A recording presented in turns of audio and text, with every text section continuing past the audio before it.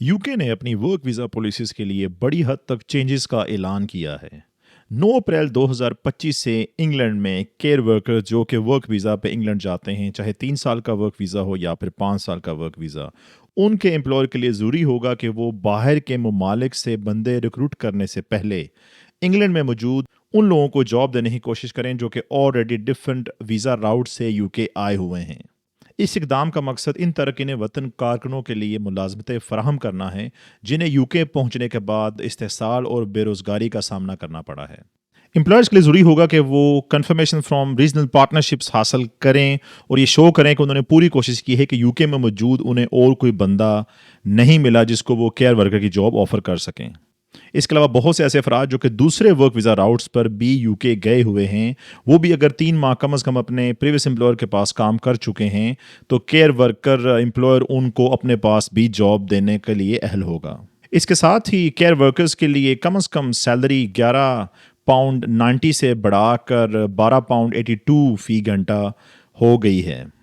जो कि अगले माह से नाफज होने वाले 12 पाउंड 21 फ़ी घंटा की कौमी उजरत से ज़्यादा होगी।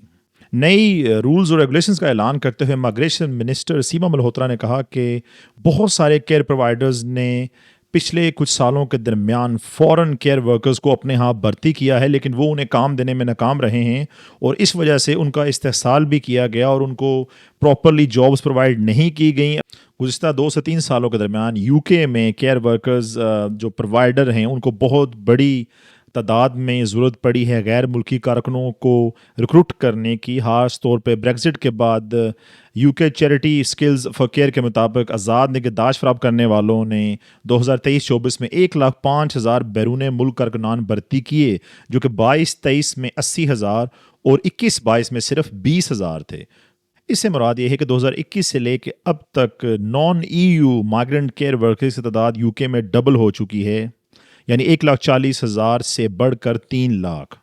लेकिन इसके बावजूद ब्रिटिश केयर स्टाफ की तादाद कम हुई है 70,000 तक, यानी ये 1.26 मिलियन से कम होकर 1.19 मिलियन तक रह चुकी है। बेशक हुकूमत ने नई इस्लाहात का ऐलान किया है, लेकिन इसके बावजूद होम केयर एसोसिएशंस ने वार्न किया है कि नए लॉज हालात को मज़ीद ख़राब करेंगे नए केयर वर्कर्स को रिक्रूट करने के लिए जो कि ऑलरेडी यूके में कम हैं।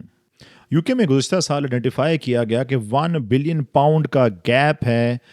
कमिश्नर फ़ी और इसके अलावा minimum cost of care provider के दरमियान, जिससे मुराद ये है कि गवर्नमेंट के इदारों को केयर प्रोवाइडर्स को 28.53 पाउंड्स पे करने पड़ते हैं पर आवर्स और उसके बाद वो आगे अपने वर्कर को 11 पाउंड्स 90 पर आवर पे करते हैं। 2025-26 के लिए ये एस्टिमेटेड कॉस्ट मज़ीद बढ़ जाएगी, यानी गवर्नमेंट के इदारों और उसके अलावा होम केयर की निगहदाश्त वाले इदारों को इन्हीं केयर प्रोवाइडर्स को 32 पाउंड 14 पर आवर पे करने पड़ेंगे, जो कि 6.7% का इंक्रीज़ है। लेकिन आहर पे देखा जाए तो जो वर्कर है उसको बहुत कम सैलरी मिल पाती है पर आवर यूके में।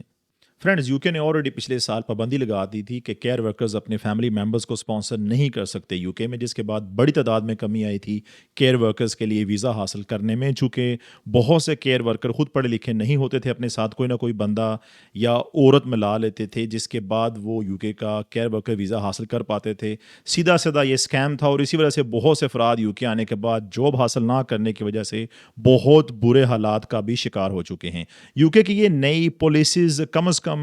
वर्कर्स के हवाले से थोड़ी सी क्लियरेंस पैदा करेगी मार्केट में, और जो इस्तेसाल हुआ है वर्कर्स का वो कम होगा और बड़ी तादाद में जो स्कैम्स हैं जो कि फैले हुए हैं मुख्तलिफ एशियन ममालिक और अफ्रीकी ममालिक में, उनमें भी कमी आने के चांसेस बढ़ जाएंगे, जैसा कि गुज़िस्ता साल के इस्लाहात के बाद भी हमने बड़ी तादाद में इन वीज़ाज़ में कमी के अशारिये देखे हैं। आपकी क्या राय है? यूके के नए कवानीन यूके को हेल्प करेंगे केयर वर्कर्स की कमी को पूरा करने के लिए, और इसके अलावा जो फेक केयर वर्कर्स यूके जाते हैं उनकी तादाद को कम करने के लिए? अपना बहुत सा ख्याल रखें। अगले वक्त तक के लिए अल्लाह हाफ़िज़ नासिर।